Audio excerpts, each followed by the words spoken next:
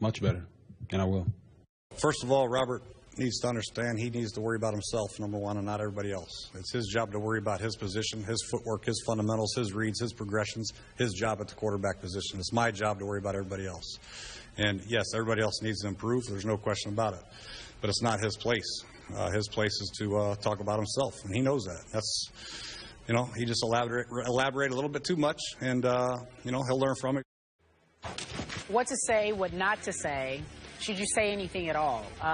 You hear RG3's comments and Gruden, head coach, responding to what RG3 said, which caused a bit of a dust-up, apparently, in the locker room. Stephen A. Smith, what do you make of Gruden's response? What I make of it is that Gruden finally showed up to coach this football team.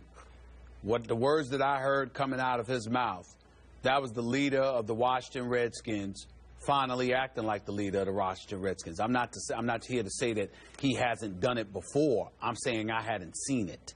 And I thought that his response to Robert Griffin III was entirely appropriate.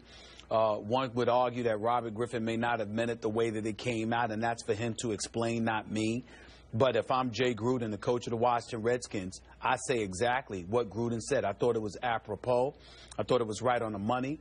I thought it was necessary because Robert Griffin III opened his mouth, and whether he meant to or not, he called out other guys.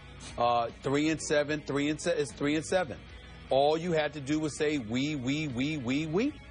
To bring up Peyton Manning, to bring up Tom Brady or Aaron Rodgers, to talk about how they don't do as well if their guys aren't doing as well. Well, one would make the argument that other guys do well because they're so great. They help other guys do well. What did Demaryius Thomas look like? What did Julius Thomas look like before Peyton Manning got to Denver? What about Colston and Jimmy Graham and those boys? You think it doesn't help that they're playing with Drew Brees? What about Tom Brady and a relatively average personnel that we thought that he's had? How did Brandon LaFell look in Carolina playing with Cam Newton compared to how he looks now playing in New England? Great players bring out the best in average talent. It's a known fact. You look at Michael Jordan. Listen, we understand Scottie Pippen. You know how I feel about Scottie Pippen, but look at some of the other players around him that have rings to show for what they did. Do they have those rings if they're not playing with Michael Jordan? Of course they don't. And so those are the kind of things that you take into consideration. So knowing that, if you're Robert Griffin III and you open your mouth and you said what he said, you deserved to hear what Jay Gruden said, and he came right out and said it. He needs to be worried about himself. You know, his progressions, his reads, his fundamentals, his this, his that. Just went down the list and broke it down. That was a Gruden who showed up at that press conference in the aftermath of RG3 articulating what he did. And I can't say that I disagree with what the man had to say or the manner or the forum in which he said it. Nor do I. Let's cut to the chase. What just happened was that a first-year head coach of the Washington Redskins just called out the franchise quarterback publicly. This was significant, but not surprising to me.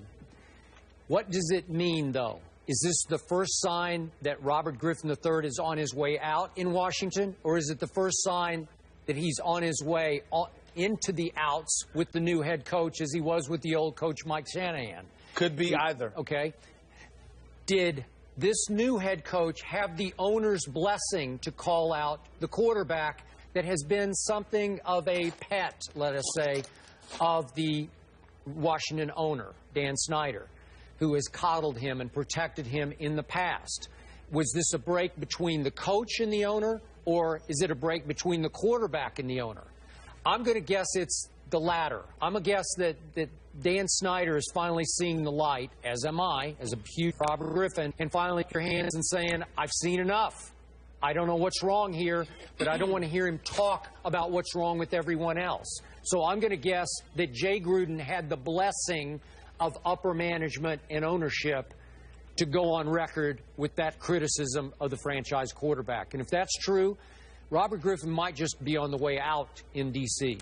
Skip Bayless, I'm going to tell you where I hope you're wrong. I hope that Jay Gruden didn't need the blessing from Daniel Snyder before saying what he said, because if he had to check with Daniel Snyder before coming out and articulating his thoughts the way that he did, then to me it's the same old Redskins, same old problem. But if he did this on his own, I think that that's going to help him ingratiate himself with the bevy of players inside that locker room.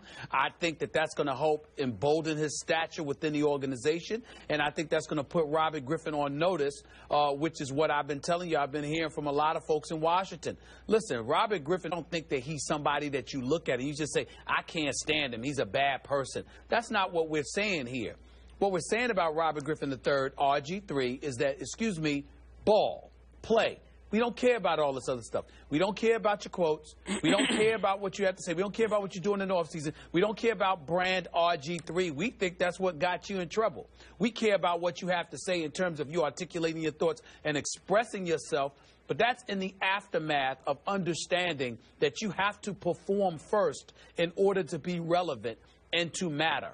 Right now, RG3 matters for all the wrong reasons.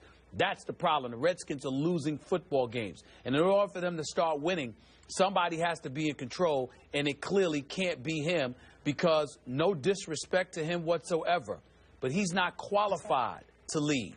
We got to see him perform first. Then you can lead. All right, Stephen A., we got to wrap this up. We got to go and talk about some college